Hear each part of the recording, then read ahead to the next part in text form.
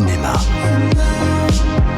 Avec Thomas Lécuyer. Bonjour Thomas Lécuyer. Bonjour Philippe. Merci d'être avec nous de si bon matin pour nous parler des films qu'on aura l'occasion de pouvoir voir dès demain dans les salles obscures. Et ce premier film, Fantastic Machine. Oui, c'est un documentaire ironique et saisissant, le Fantastic Machine d'Axel Danielsson et Maximilian von Eytrek. Ça a été produit par Ruben Östlund. Ruben Östlund, il a été quand même doublement palmé à Cannes avec The Square et Sans filtre, réalisateur suédois culte et hyper connu. Alors ce documentaire, Philippe, il va explorer notre dépendance pathologique à l'image et surtout à notre propre image. En 1828, Nicéphore Niepce invente la photo. Niepce, pardon, oui c'est vrai. Niepce, le fusil photographique. Exactement. Ouais. Et depuis, c'est une course effrénée à la création d'images qui anime la planète. 45 milliards d'appareils de prise des vues sont en circulation. Vous vous rendez compte ? On est 8 milliards, mais il y a 45 milliards de smartphones et d'appareils photo pour filmer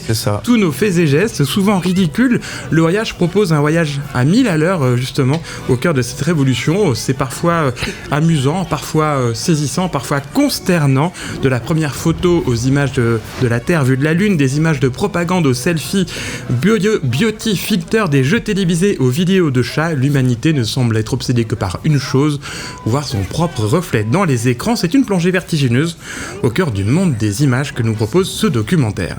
Et si au fond, c'était pas si fantastique que ça, ces appareils photo qui nous obsèdent. Ouais, c'est vrai qu'on a passé du phénatistiscope à ça, oui, à ce téléphone, c'est vrai qu'il y a pas que du bien, effectivement. Très bien. En tous les cas, le documentaire questionne ça justement.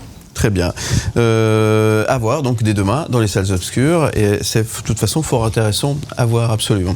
Autre film à ne pas manquer dès demain, c'est Ma vie, ma gueule. Et oui, rendez-vous avec Agnès Jaoui de retour dans les salles à l'affiche de cette comédie d'Hélène Filière, une comédie dramatique teintée un peu de mélo sur la difficulté de vieillir quand on est une femme. Ça a été présenté en ouverture à la quinzaine des cinéastes du dernier Festival de Cannes. Alors Barberie Bichette, c'est son prénom qu'on a toujours surnommé à son grand âme Barbie, a peut-être été belle, a peut-être été aimée, a peut-être été une bonne mère pour ses enfants, a peut-être été une collègue fiable, une grande amoureuse, oui, peut-être tout ça, mais aujourd'hui, c'est noir, c'est violent, c'est absurde et ça la terrifie.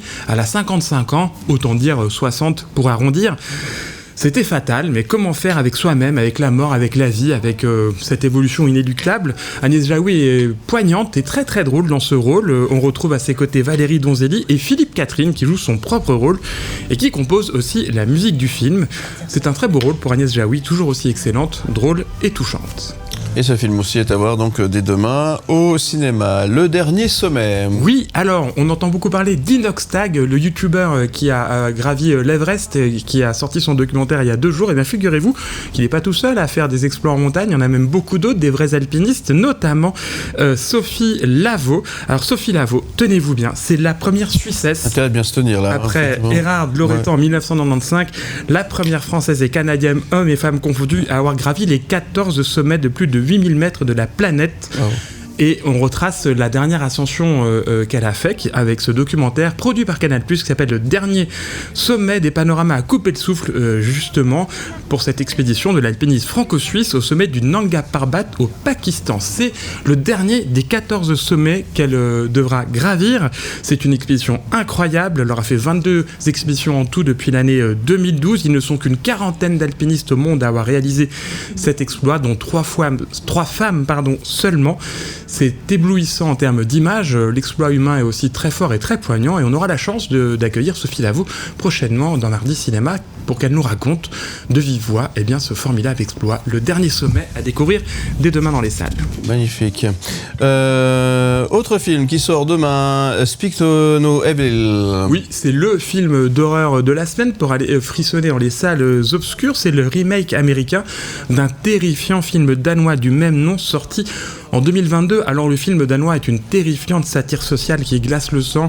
Moi j'en garde un souvenir vraiment, ça m'a traumatisé ce film. Sa version américaine est très efficace, elle fait flipper, mais c'est beaucoup moins réussi, ça manque un peu de caractère, bref c'est un peu aseptisé à l'américaine. C'est dommage malgré la présence au casting de l'excellent James McAvoy qu'on a déjà vu notamment dans Split de M.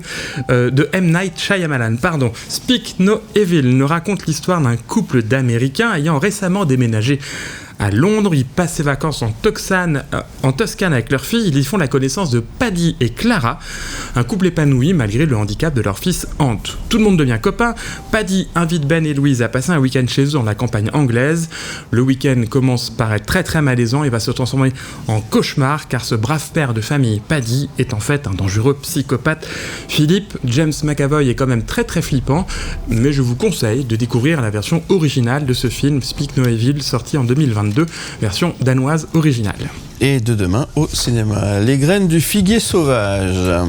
Oui, un drame iranien signé Mohammad Rasulov à découvrir aussi dès demain dans les salles. Iman vient d'être promu juge d'instruction au tribunal révolutionnaire de Téhéran quand un immense mouvement de protestation populaire commence à secouer le pays.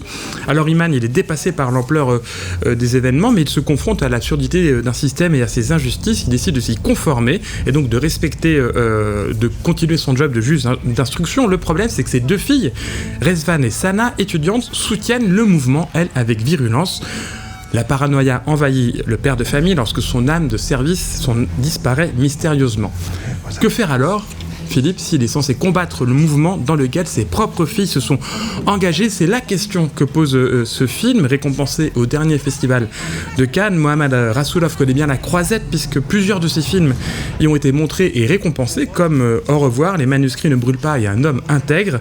Le réalisateur Philippe connaît aussi bien la prison puisqu'il a été prisonnier politique en Iran et c'est en prison qu'est née cette idée de film et c'est à sa libération en 2022 qu'il a commencé à l'écrire, un film poignant sur un sujet d'actualité puisque la situation des femmes en Iran est toujours très très problématique.